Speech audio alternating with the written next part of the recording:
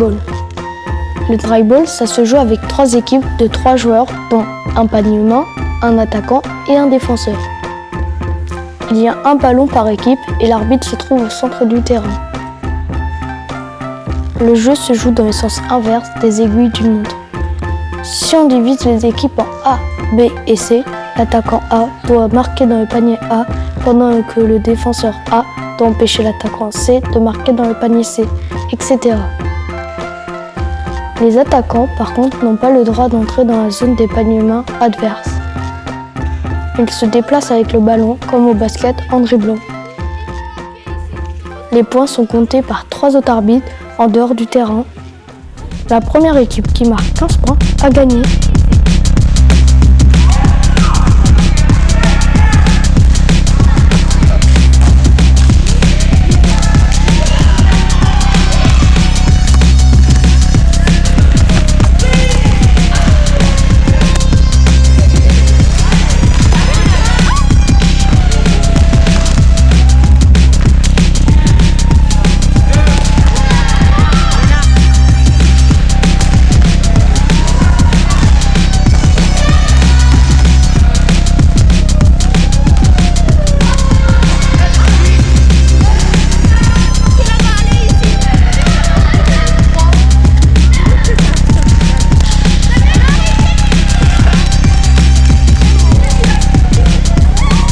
La roulette. Pour jouer à la roulette, il faut 3 équipes de 2 joueurs réparties dans les 3 zones du terrain. Il y a 5 objets dans chaque zone, 4 petits et un gros. Les joueurs qui sont sur le terrain ont les yeux bandés. Ceux qui sont en dehors donnent des indications à leurs partenaires pour qu'ils puissent récupérer un max d'objets. La partie dure 1 minute et l'équipe qui ramasse le plus d'objets gagne. Par contre, s'il y a une égalité, on joue une finale en 30 secondes.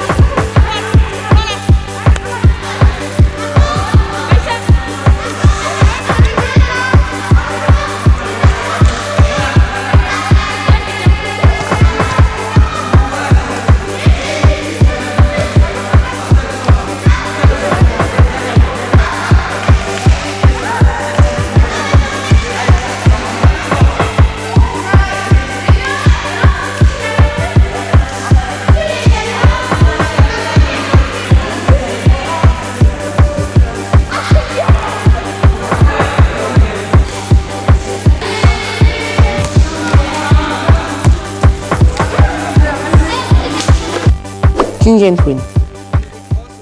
Pour jouer au King and Queen, il faut un narrateur, une reine et un roi. La reine et le roi ont chacun une armée de 6 chevaleresses et chevaliers prêts à faire la guerre.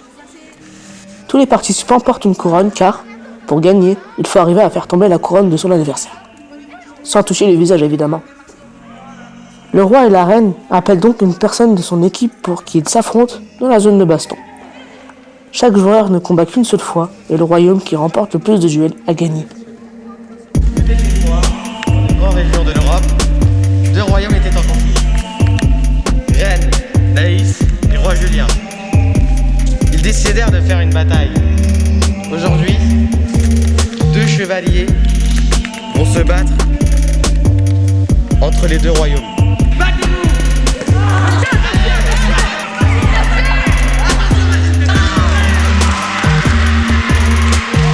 Êtes-vous prêts?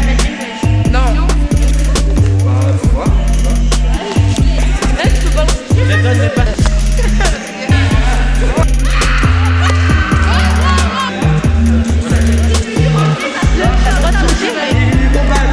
Je suis venu spécialement pour vous.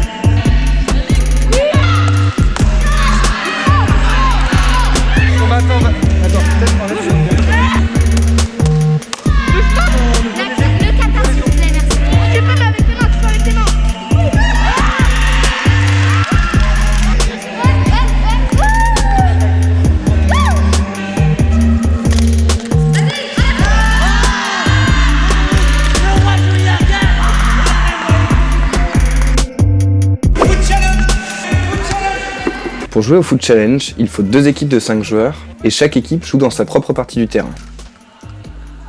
Les équipes doivent marquer le plus de buts possible dans la cage adverse depuis leur partie du terrain en 5 minutes.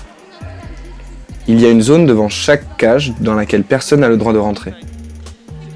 Les joueurs de l'équipe qui défendent ne peuvent pas se trouver dans le rond central pour bloquer le ballon.